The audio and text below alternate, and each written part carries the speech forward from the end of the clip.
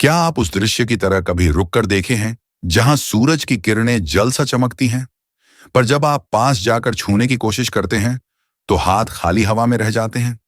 या कभी आपने किसी रिश्ते, सफलता या वस्तु को इतना सच्चा समझा कि उसका खोना दुनिया की सबसे बड़ी विफलता लगा, और फिर समय के साथ वही चीज धुंधली, क्षणिक और अनावरण हो गई?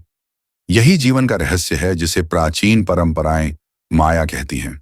एक विशाल खेल, एक पर्दा जो हमें वास्तविकता का भ्रम दिखाती है। माया शब्द सुनने में सरल है, पर उसका तात्पर्य गहरा और उलझाया हुआ है।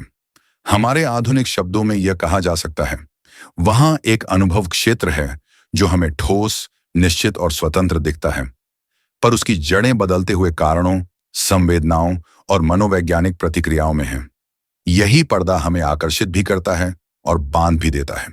अब ध्यान दें, जब बुद्ध या उपनिषद कहते हैं कि संसार दुख से भरा है, वे केवल नकारात्मकता नहीं कह रहे। वे यह इंगित कर रहे हैं कि जो हम अपने स्थायी सुख के रूप में पकड़ते हैं वह स्थायी नहीं है, और इसी पकड़ में पीड़ा छिपी है। माया कोई शैतानी शक्ति नहीं है जो आपको फंसाती है। यह वह स्वयं की संरचना है, चेतना की वह चाल जो आपको अलग अलग चीजें दिखाकर एक अलग होने का भ्रम देती है। इस वीडियो में हम उसी रहस्य की जांच करेंगे। माया क्या है, ऐतिहासिक संदर्भ और धार्मिक परंपराएं क्या कहती हैं, माया कैसे काम करती है, मन, इंद्रियां और संस्कार कैसे इस पर्दे को बनाते हैं, और सबसे जरूरी, माया को देखते हुए भी कैसे निर्विकल्प जीवन जिया जा सकता है। हम कहानियों और उदाहरणों से दिखाएंगे कि कैसे माया हर रोज हमारी समझ और निर्णय को रंग देती है। कभी प्रेम को मोह में बदल देती है, कभी सफलता को पहचान में। मैं आपको एक छोटी सी कथा से आमंत्रित करूंगा। एक व्यापारी की कहानी जिसने सोचा कि धन उसकी पहचान है। उसने धन कमाने में सारी ऊर्जा लगा दी, पर एक दिन धन चला गया और साथ गया उसका अस्तित्व का अर्थ भी। तब उसे एहसास हुआ कि जिस चीज को वह आधार समझता था वह केवल पर्दा थी। उसी अनुभव ने उसे भीतर झांकने को मजबूर किया, और यही पहला कदम था माया की परतों को उधेड़ने का। आगे की कड़ियों में हम देखेंगे माया के भिन्न पहलू, भौतिक, मानसिक और आध्यात्मिक, उसके संकेत और प्रश्न जो हर साधक से पूछा जाना चाहिए। क्या मैं पर्दे के सामने जी रहा हूं या पर्दे को देख रहा हूं? यदि आप तैयार हैं तो अगली कड़ी में हम इतिहास और दर्शन के उन उत्तरों को खोलेंगे जिन्होंने माया की संरचना और उद्देश्यों को सबसे पहले समझाया। माया का विचार अचानक नहीं उभरा। यह वेदों, उपनिषदों, बौद्ध सूत्रों और तांत्रिक ग्रंथों की निरंतर चर्चा का फल है। हर परंपरा ने इसे अपने ढंग से समझा और व्याख्यायित किया, पर जो बात सब में सामान्य रहती है वह यह कि माया कोई बाह्य जादू नहीं, यह चेतना की वह व्यवस्था है जो वस्तुओं, भावनाओं और प्रवृत्तियों को एक अस्थायी ठोस रूप दे देती है। उपनिषदों की दृष्टि, उपनिषदों में खुले शब्दों से कहा गया है, यथा पाना तथा ब्रह्म, अर्थात जो तुम्हें प्रत्यक्ष दिखाई देता है वह हमेशा सत्य नहीं होता। ब्रह्म ही अंतिम सत्य है, पर जनता के सामने संसार एक पर्दा की तरह आता है। श्वेताश्वतरो और मुंडक जैसे उपनिषदों में माया का स्वरूप वर्णनार्थक और लाक्षणिक दोनों है। जहां संसार को मिथ्या कहा गया है, पर उसके अनुभव को नकारना भी बुद्धि का काम नहीं, बल्कि उसे समझना और उससे परे देखने का आग्रह है। ज्ञान, सांख्य योग और द्वैत विचार। सांख्य दर्शन ने प्रकृति और पुरुष की स्पष्ट विभाजन रेखा खींची। यहां प्रकृति ही माया के रूप में काम करती है। वह रूप, नाम, गुण और संबंध बनाती है, और पुरुष उस सब का साक्षी है। धर्मशास्त्रों ने भी माया को रूप प्रभोवित करने वाली शक्ति के रूप में देखा, वह शक्ति जो चेतना को खेलती है। अद्वैत वेदांत ने इसे और भी तीव्रता से पकड़ा। शंकराचार्य ने कहा कि माया ही दुनिया को अलग अलग दिखाती है। ब्रह्म एक है, पर माया ने उसे विभाजित रूप में प्रकट किया। उनके श्लोकों में माया को एक अनिवार्य कर्म भूमि कहा गया, पर इसका उद्देश्य शिष्य को सिखाना है, न कि उसे सज्जा देना। बौद्ध और तिब्बती दृष्टियां, बौद्ध परंपरा में माया प्रायः अनित्य और अनिर्वचनीय के रूप में सामने आती है। सब कुछ क्षणिक है और इसलिए लगाव दुख का कारण बनता है। तिब्बती विचारों में यह और आगे जाता है। माया को पहचान कर वास्तविकता की संरचना से खिलवाड़ करना सिखाया गया, विशेषकर माया के स्तरों में भेद करना कि कब गर्भित सत्य है और कब भ्रंशित दृश्य। ड्रीम योग और तांस परंपराओं में माया को समझकर उसे साधना का मैदान बनाया जाता है, जहां स्वप्न और जागृत दोनों को प्रयोगशाला माना जाता है। लेफ्ट तांत्रिक और हठयोग दृष्टि तंत्र और हठयोग ने माया के साथ संघर्ष नहीं किया, बल्कि उसे साधना में शामिल किया। तांत्रिक पद्धतियां कहती हैं कि माया को नकारने से कुछ भी हासिल नहीं होता, उसे जानकर उसे समाहित करके आगे बढ़ना चाहिए। तंत्र में देवी देवताओं के रूप और उनकी शक्ति माया के विभेदों का उपयोग कर चेतना को जगाने का माध्यम बन जाती है। हठयोग ने शरीर को साधना के केंद्र में रखते हुए कहा, शरीर के दृढ़ अनुशासन और नाड़ी शोधन से माया के बंधन ढीले पड़ते हैं और सच्चाई का साक्षात्कार संभव होता है। इतिहास हमें यह सिखाता है कि माया का सामना भावनात्मक विरोध या बौद्धिक निंदा से नहीं होता। उसे समझने के लिए 3 चीजें चाहिए: विवेक, अनुशासन और अनुभव। उपनिषद बुद्धि के द्वार खोलते हैं, तंत्र उसे जीवित कर देता है, बौद्ध पथ उसे अनुपालन बनाकर दिखाता है और योग उसे शरीर और साधना के द्वारा निकट लाता है। इस पृष्ठभूमि का सबसे बड़ा उपदेश यह है, माया को देखना और उसके साथ कार्य करना ही वास्तविक मुक्ति की शुरुआत है। माया कोई एक तंत्र नहीं, यह अनेक सूक्ष्म तंत्रों का संगम है। जब आप कहते हैं यह सच है, तो वह सत्य अक्सर उन 5 इंद्रियों, उस मानस प्रवाह और जीवन में जमा हुए संस्कारों की गठरी द्वारा निर्मित होता है। माया का जाल उसी समय बनता है जब यह तीनों मिलकर एक ठोस कथा गढ़ दें और आप उस कथा को अपने अस्तित्व की कठोर सच्चाई मान लें। कल्पना कीजिए एक नाटक मंच का। प्रकाश अलग, पर्दा अलग, अभिनेता अलग, पर दर्शक जितना भी उत्तेजित हो, वह केवल भूमिका देख रहा होता है। वह भूमिका उसे वास्तविक लग जाती है। हमारे जीवन का हर अनुभव भी ऐसा ही रंगमंच बनाता है। इंद्रियां तस्वीर घटित करती हैं, मन उस तस्वीर को कहानी में बदल देता है और संस्कार उसे इतिवृत्त बनाकर ज़हन में स्टोर कर देते हैं। अब यही इतिवृत्त बार बार दोहरता है। इसी दोहराव से मेरा और मेरा नहीं का जन्म होता है। यही माया का पहलू है, स्थायित्व का भ्रम। ज्ञान इंद्रियाम, प्रथम पर्दा इंद्रियां हमें घटनाओं की कच्ची रचना देती है, रंग, स्वर, स्वाद, गंध, स्पर्श। पर इंद्रियों का काम केवल लेने देने का है, वे अर्थ नहीं बनाती। पर जब मानस उस कच्चे डेटा पर योग्यता चलाता है, यह अच्छा है, यह खराब है, तब वही कच्चा रंग ठोस वस्तु में बदल जाता है। उदाहरण, सूर्यास्त। इंद्रियां केवल रेड और ऑरेंज अंतर दिखाती हैं। मन कहता है रोमांटिक है, दूर जाना चाहिए, और वही अनुभव तुम्हारे होने का हिस्सा बन जाता है। जडांश मानस। व्याख्याकार और निर्देशक। मन वह निर्देशक है जो इंद्रियों की फिल्म को टाइट कट करके स्क्रिप्ट में बदल देता है। यह स्क्रिप्ट आपकी प्रवृत्तियों, भय और आशाओं से रंगी होती है।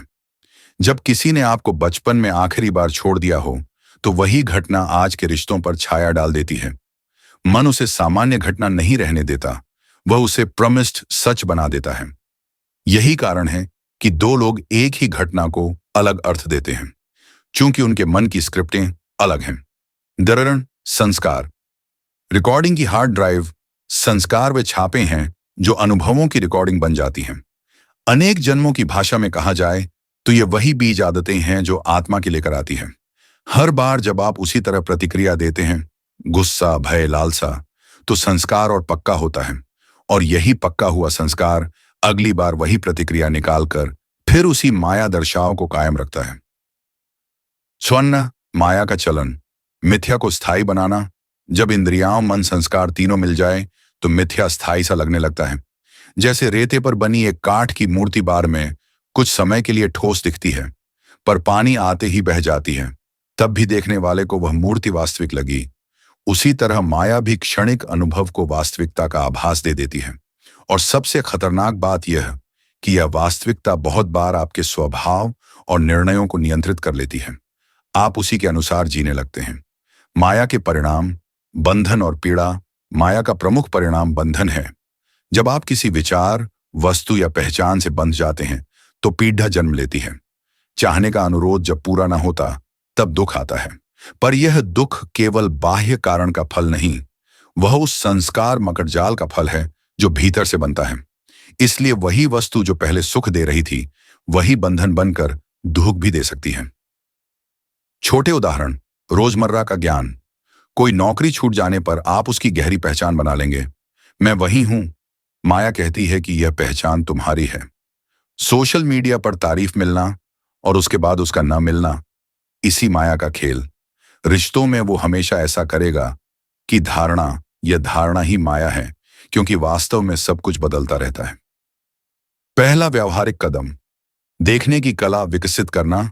यदि माया को कम करना है तो पहला काम है देखना सीखना। बिना तुरंत व्याख्या के, बिना तुरंत प्रतिक्रिया के केवल देखना।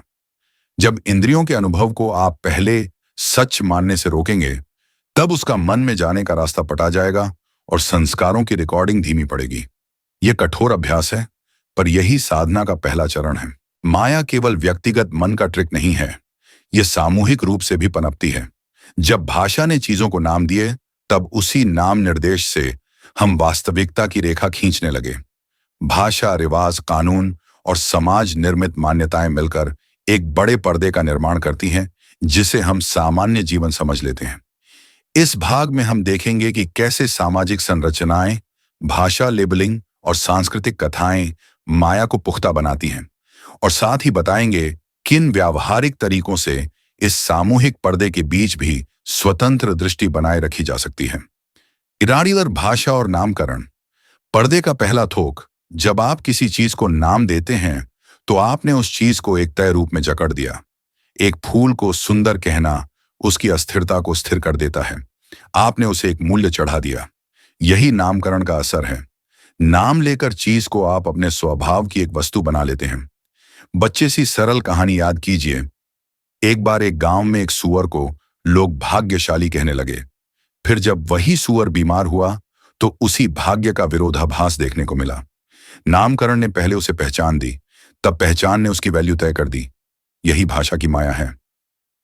जब इन सामाजिक रेखाएं, पहचान और भूमिका, हर समाज कुछ भूमिकाएं देता है। पुत्र, पालनहार, अधिकारी, ध्यानशील साधक। जब आप इन रोल्स से पहचान बना लेते हैं, तब माया का नेटवर्क सक्रिय होता है। मैं वही हूं जो मेरा रोल कहता है। पर असली समस्या तब आई जब वही भूमिका टूटे, व्यक्ति ढह जाए। इसलिए समाज के नियम और अपेक्षाएं भी माया के टुकड़े हैं। वे सुरक्षा जाल भी हैं और जकड़न की जंजीर भी। एरुन, सामूहिक मिथक और सांस्कृतिक कथाएं।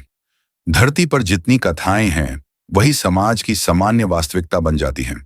कथा, प्रतीक, इतिहास का नैरेटिव और धार्मिक आचरण सब मिलकर मान्यताओं का ताना बाना बनाते हैं। तब ये कथाएं बार बार दोहराई जाती हैं। त्योहारों, गीतों, संस्कारों में, और माया की परतें गहरी होती जाती हैं। जरीदार मीडिया, प्रौद्योगिकी और आधुनिक माया। आज का मीडिया माया का सबसे तेज फैक्ट्री है। तस्वीरें, वीडियो, शॉर्ट क्लिप, सब आपकी संवेदनाएं सक्रिय करके तुरंत अर्थ बना देते हैं। सोशल प्रूफ और लाइक कंप्यूटेशन ने मूल्य को तार्किक नहीं, सांकेतिक बना दिया। यहां पर्दा शीघ्र बनता और शीघ्र टूटता भी है, पर उसका प्रभाव गहरा रहता है। लोग अपने मूड, पहचान और कर्म उसी पर आधारित कर बैठते हैं। माया का मनोवैज्ञानिक तंत्र। प्रोजेक्शन और प्रोजेक्शन रियलिटी। आप जिन गुणों को दूसरों में देखते हैं, वे अक्सर आपके भीतर के संस्कार होते हैं। पर जब आप उन्हें बाहर देखकर सच मान लेते हैं, तो प्रोजेक्शन होता है। प्रोजेक्शन समाज में संघर्ष पैदा करता है और माया को बढ़ाता है, क्योंकि आप बाहरी वस्तु पर अपनी भीतरी कहानी थोप रहे हैं। ज्ञान और माया से मुक्ति। सामूहिक और वैयक्तिक उपाय। माया केवल तर्क से टूटती नहीं, उसे अनुभव, अभ्यास और सामूहिक विवेक से हल्का किया जा सकता है। यहां कुछ व्यावहारिक मार्गदर्शक कदम दिए जा रहे हैं। 1. विवेक प्रश्न। रोज 3 बार स्वयं से पूछें, क्या यह सच में स्थायी है? और उत्तर को बिना जल्दी के देखिए। यह भाषा के प्रभाव को धीमा कर देता है। 2. नाम देरी से दूरी। किसी भी वस्तु, स्थिति पर दिन भर 3 बार कोई नया नाम न लगाएं, बस अनुभव लें। इससे नामकरण की आदत टूटती है। 3. सामूहिक संझा प्रहार। किसी भरोसेमंद साधना समूह में अपने विचार साझा करें। समूह की आईना प्रक्रिया आपके वृतांत को चुनौती देती है और माया की सामूहिक परतें उघाड़ती हैं। 4. Media detox. 1 दिन या सप्ताह में मीडिया वर्जन रखें। आपकी परवरिश किस हद तक बाह्य संकेतों पर टिकी है, यह स्पष्ट होगा। 5. Reverse rolling. सप्ताह में एक दिन अपने सामान्य रोल को उलट दें, जो आप नहीं हैं वैसा खेलें। यह जरूरी तनाव पैदा कर माया के बने पैटर्न को उजागर करता है। 6. सहृदयता और सेवा। सामूहिक सेवा करने से आप सामाजिक पहचान से ऊपर उठते हैं। जब आप किसी के लिए नहीं कर रहे होते, तब माया का रोल कम होता है। निर्माण कथा सार। एक गांव का प्रयोग।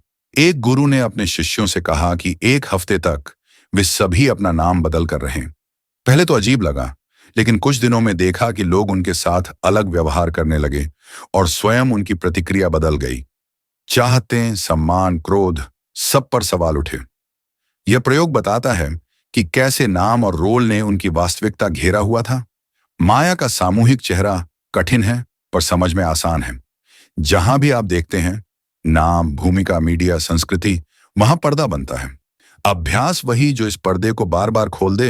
विवेक, समुदाय, सेवा और सक्रिय परिश्रम। कभी कभी जीवन हमें एक अजीब खेल लगता है।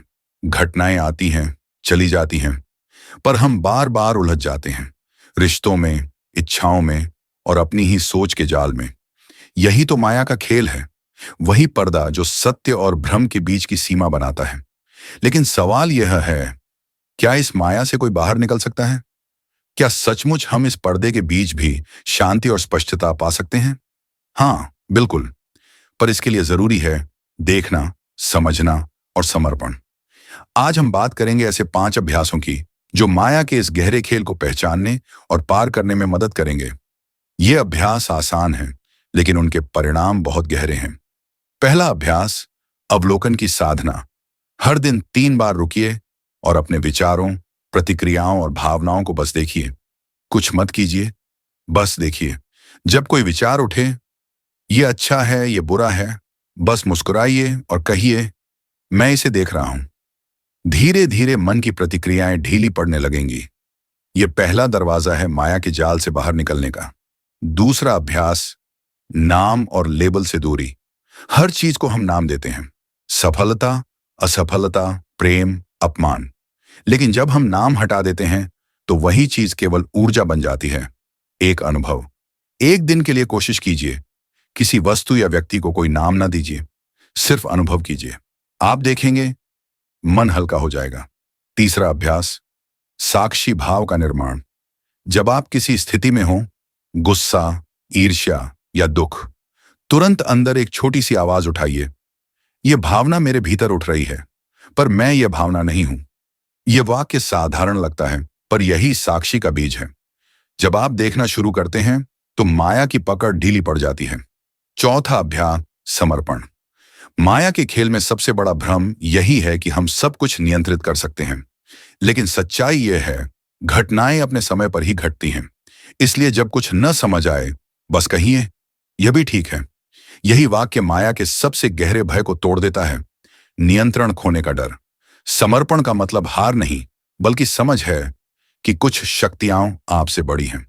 पांचवां यह अभ्यास, सेवा और करुणा। जब आप दूसरों के लिए करते हैं, तो आपका ध्यान मैं से हटकर हम पर आता है, और यही माया का सबसे बड़ा जाल टूटता है, क्योंकि माया हमेशा मैं के इर्द गिर्द घूमती है। सेवा, करुणा और विनम्रता से आप उस सीमित मैं से बाहर आते हैं और सामूहिक चेतना से जुड़ते हैं। अब एक छोटा दैनिक क्रम बनाइए। सुबह 5 मिनट मौन में बैठिए। दिन में 3 बार अवलोकन कीजिए। रात में सोने से पहले बस इतना कहिए, आज जो भी हुआ वह आवश्यक था, मैं उसे समर्पित करता हूं। इतना सा अभ्यास धीरे धीरे आपके भीतर शांति का नया अनुभव जगाएगा। दुनिया वही रहेगी, पर आप उसे देखने का तरीका बदल देंगे।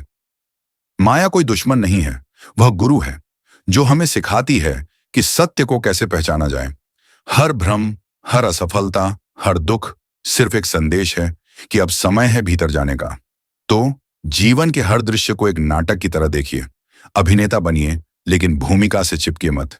यही माया के खेल का रहस्य है। देखो, पर उसमें खो मत। जियो, पर उसमें बंधो मत। जब आप यह कला सीख लेते हैं, तब माया आपको बांधती नहीं, बल्कि मुक्त करती है। अब एक गहरी सांस लें और भीतर से महसूस करें कि आप वही चेतना हैं जो सब कुछ देख रही है। माया का खेल चलता रहेगा, पर अब आप दर्शक हैं, अभिनेता नहीं। यही सच्ची स्वतंत्रता है। यही जागृति का पहला चरण है। सत्य तो वही है जो माया के पार दिखाई देता है। कभी आपने गौर किया है, जब कोई दृश्य बहुत सुंदर होता है तो मन उसे पकड़ लेना चाहता है, और जब कोई दृश्य दर्दनाक होता है तो मन उससे भाग जाना चाहता है। पर माया का असली रहस्य यही है। वह चाहत और भय के बीच संतुलन तोड़ देती है। हम उसी संतुलन को वापस पाने की यात्रा पर हैं। माया को मिटाना नहीं है, उसे देखना सीखना है। जीवन एक विशाल रंगमंच है। हम सब अपने अपने पात्र निभा रहे हैं। किसी का किरदार सुख का है, किसी का संघर्ष का, किसी का खोने का, तो किसी का पाने का। पर इन सब के पीछे जो दर्शक बैठा है वह कभी नहीं बदलता। वह है आप।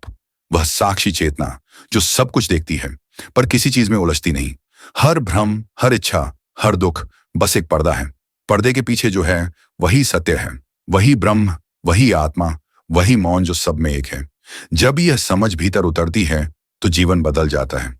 घटनाएं वही रहती हैं पर उनका असर मिट जाता है। अब गुस्सा भी आता है पर आप उसे देखते हैं। दुख भी आता है पर आप उसमें डूबते नहीं। सफलता आती है पर आप उससे बनते नहीं। यही है माया से परे की दृष्टि, जहां आप सब कुछ देखते हैं पर कुछ भी आप नहीं बनता।